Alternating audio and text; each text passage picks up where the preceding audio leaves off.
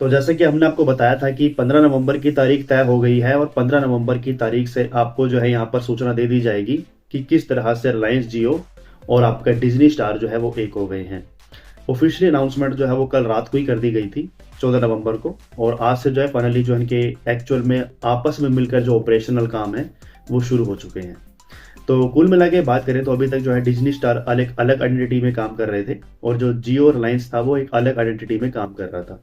अगर हम television channels के बारे में बात करते हैं या और किसी अन्य बिजनेस के बारे में बात करते हैं तो सभी सेपरेटली काम कर रहे थे, लेकिन आज से अब जो है ये इनका एक जॉइंट वेंचर हो चुका है, ये आपस में मर्ज हो चुके हैं।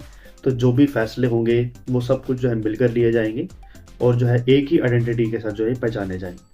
अब जितने भी तमाम टेलीविजन चैनल्स हैं, चाहे वो कलर्स वालों के हों जिसको वाइकोमेटिन के नाम से जानते हैं, या फिर आपके स्टार इंडिया के हों, ये सभी के सभी जो है अब एक ही ब्रॉडकास्टर का हिस्सा हैं। अब यहाँ पर मान लीजिए अगर किसी चैनल को बंद करना है तो उसमें केवल स्टार फैसला नहीं लेगा, यहाँ पर अलायंस वाले भी फैसला लेंगे कि भाई हमें स्टार का चैनल बंद करना है या नहीं करना है। और अगर कोई वाइकोमेटिन का चैनल बंद होना है तो उसमें जो है केवल वाइकोमेटिन वाले अपना जो है डिसीजन नहीं ले सकते, यहाँ पर स्टार वालों की भी सलाह ली जाएगी, उनसे भी मशवरा किया जाएगा, तभी जाकर जो है वो फाइनल फैसला होगा। तो देखा जाए तो ये कहीं ना कहीं अच्छा पॉजिटिव पॉइंट भी है कि इनका जो है भारत में सबसे बड़ा ब्रॉडकास्टर बन गया है टेलीविजन में भी, और एक बड़ा ब्रांड बन गया है। और रिलायंस को तो आप जानते ही हैं कि रिलायंस के हर चीज़ में जो है अपना कहीं ना कहीं दबाव है और कहीं ना कहीं ब्रॉडकास्टर के साथ भी इनका जो है जुड़ाव हो गया है। पहले जो था ये था कि जो सोनी है और जी है वो भी एक आपस में मर्ज करने की बात करते थे, लेकिन कुछ ऐसी प्रॉब्लम्स आई कि वो आपस में मर्ज ना हो सके, और उसके बाद डिज्नी स्टार ने और रिलायंस और जियो ने आपस में मिलकर अपने बिजनेस को मर्ज कर लिया और एक बड़ी आइडेंटिटी कायम कर ली।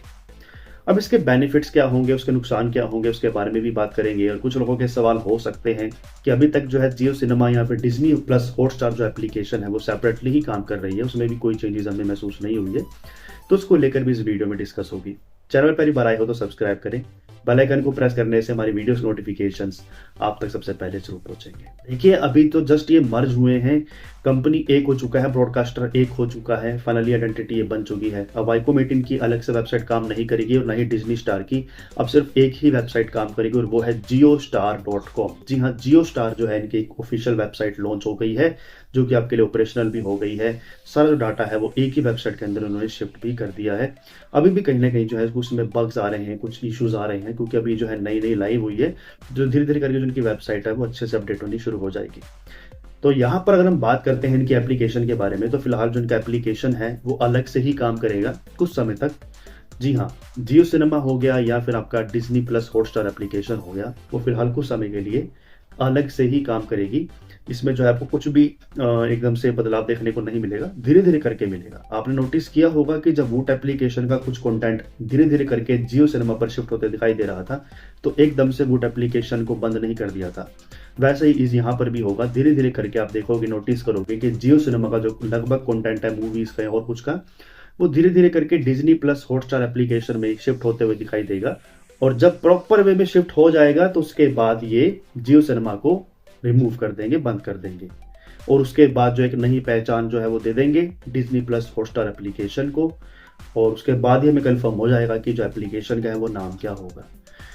तो बाकी जो भी बात करते हैं टेलीविजन चैनलों की, तो टेलीविजन चैनल्स अभी भी अलग अलग सेपरेटली ही काम करेंगे, यानी कि कलर्स जो है वो कोई स्टार कलर्स नहीं बन जाएगा, वो अलग अलग ही चलेगा। स्टार प्लस अलग से चलेगा, कलर्स अलग से चलेगा, क्योंकि लोगों के बीच जो पहचान इनकी बनी हुई है उसको वह छेड़छाड़ नहीं करेंगे, उसको वैसे ही बरकरार रखेंगे। हो सकता है आने वाले समय में कुछ फैसले लिए जाए, लेकिन फिलहाल ऐसा कुछ भी अभी तक अपडेट तो नहीं हुआ।